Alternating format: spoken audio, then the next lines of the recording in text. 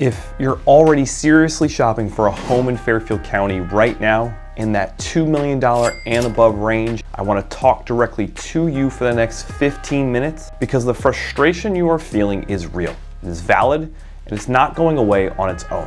For those of you who are new here, my name is Chris Giolito. I'm a real estate advisor based in Fairfield County, and I've spent my career focused specifically on this market. These towns, these neighborhoods. I grew up near the Westport-Norwalk border. I live in Fairfield, and I've watched this county evolve firsthand, and today I work primarily with buyers and sellers in that 1.5 to 2 million and above range. A lot of my clients are coming from New York City. They know what they want, they've done the research, and they keep running into the same wall.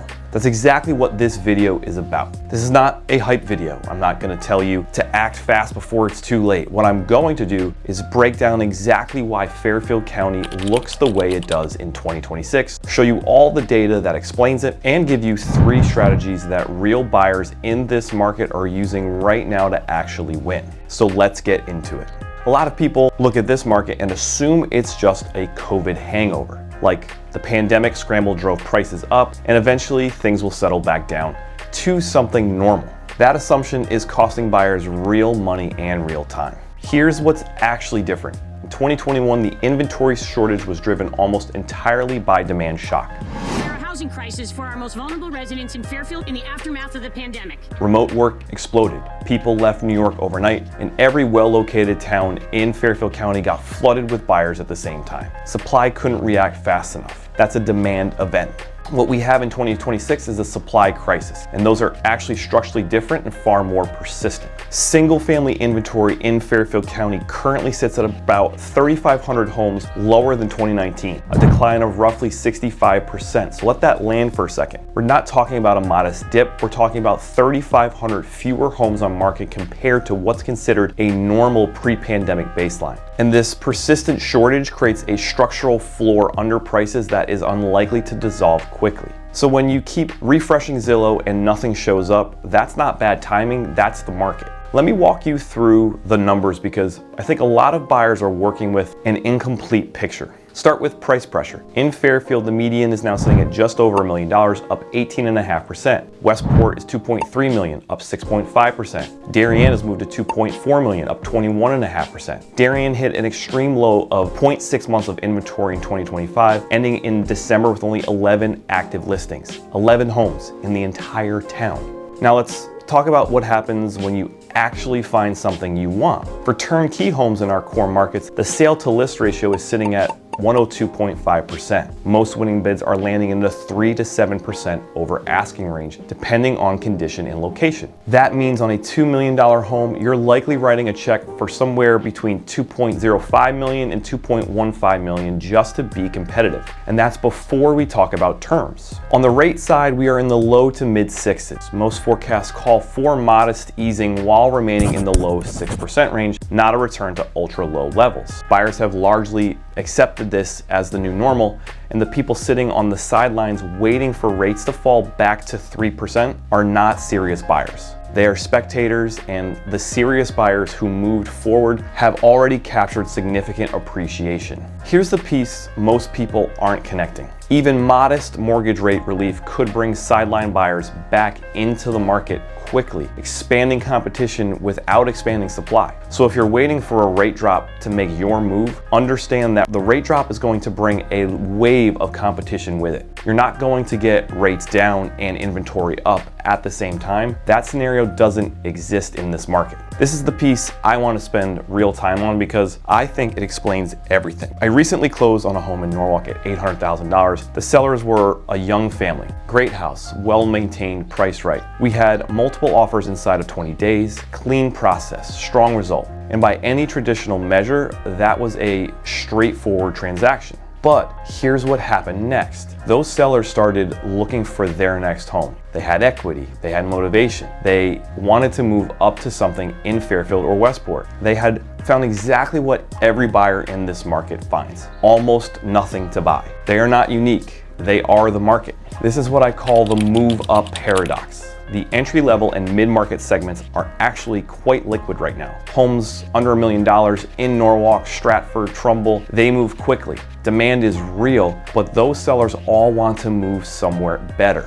They want the Fairfield Center Colonial, or the Southport Waterfront Cape, or the Westport Center Hall, and those listings barely exist. Many sellers who move become buyers again within the same market, increasing activity but not meaningfully expanding net supply. So every transaction at the bottom of the market creates a frustrated buyer at the top. The churn produces noise without producing inventory. The $2 million buyer is waiting on the $800,000 seller who is waiting on the home that isn't there. This is a closed loop, and it will not break open just because you're patient or just because rates drift down half a point. The structural reality here is that the tight inventory is expected to persist throughout 2026, and a major price correction to lower Fairfield County appears unlikely. The greater risk is not a crash, it is a slow squeeze that makes entry progressively more difficult as time passes. Waiting is not a neutral choice. Every quarter you delay is a quarter where prices continue to drift up and competition for the same limited homes intensifies. I hear this a lot. I'll just wait until the market corrects. And I understand the psychology behind it. Prices feel stretched. The math is uncomfortable. It feels rational to wait. But here's the honest answer. Fairfield County doesn't behave like national real estate headlines. The drivers here are specific and durable. You have permanent demand from New York. You have Metro North as infrastructure that doesn't disappear. You have school districts that family pay a premium for regardless of rate environment. You have fundamentally finite land base in most desirable towns. Over 20% of homebuyers in 2025 came from out of state, with nearly 50% of those out of state buyers coming from New York. That pipeline does not dry up. Return to office trends are actually reinforcing it because commute proximity matters again in a way it didn't in 2021 and 2022. The people who said they'd wait for a crash in 2022 watched prices hold and then climb further. The people who said they'd wait in 2023 watched the same thing. For buyers waiting for a dramatic correction has not paid off in this region. At some point you have to reckon with the fact that the correction thesis has not played out and the structural reasons it won't are actually pretty clear. This doesn't mean you buy recklessly. It means you stop treating patience as a free option. In this market, patience has a cost. Strategy 1, get into the off-market network. The listings you see on Zillow are not all inventory that exists. In the 2 million and above range, a meaningful number of transactions happen before a home ever hits the MLS. Sellers in this price point often prefer discretion. They don't want open houses. They don't want their neighbors walking through. They want a qualified buyer, a clean process, and a result. The way you access those opportunities is not through a search portal, it's through an agent with actual relationships in the towns you're looking at. That means an agent who knows which homeowners are thinking about selling, who knows what's coming to market before the photographs are even scheduled, and who has dinner with the listing agent before the sign goes in the yard. This is not theoretical. I've closed deals in this county where my buyer never competed against anyone else because we moved before anyone else knew the home existed for sale, and that access is worth more than any search algorithm. Strategy 2, win on terms, not just price. When a seller in Westport or Darien receives multiple offers, they're not always taking the highest number. Sellers in this market are often move-up buyers themselves. They need certainty. They need a clean close. They are not interested in a buyer who loads up on an offer with contingencies and then renegotiates after the inspection. The best offers I've seen in 26 are doing a few things really well. They're coming in without financing contingencies or strong pre-approval documentation that makes the financing feel nearly irrelevant. They're offering flexible closing timelines that accommodate the seller who hasn't found their next home yet. They are keeping inspection contingencies tight and reasonable rather than using them as a second negotiation. A clean $2.1 million offer with flexible close and a waived financing contingency will routinely beat a $2.15 million offer with 3 contingencies and a 45-day close. I've watched it happen. The seller does the math on certainty, and certainty wins. Strategy 3, work with a visionary agent, not just a transactional one. This matters more than most buyers realize. There's a difference between an agent who waits for listings to appear and an agent who actively creates opportunity for you. In a market this constrained, a passive approach is not enough. A visionary agent in 2026 is doing prospecting on your behalf. They are writing letters to homeowners in your target neighborhood. They are working their sphere for whisper listings. They are showing you homes that need needs some vision and helping you see past the dated kitchen or the awkward layout to the bones of what it could become. Because in a market where turnkey homes get bid up 5 to 7% over asking, the buyer who can see potential in a property that other buyers pass on is actually getting a strategic advantage. I worked with a buyer last year who had passed on 3 different homes because none of them were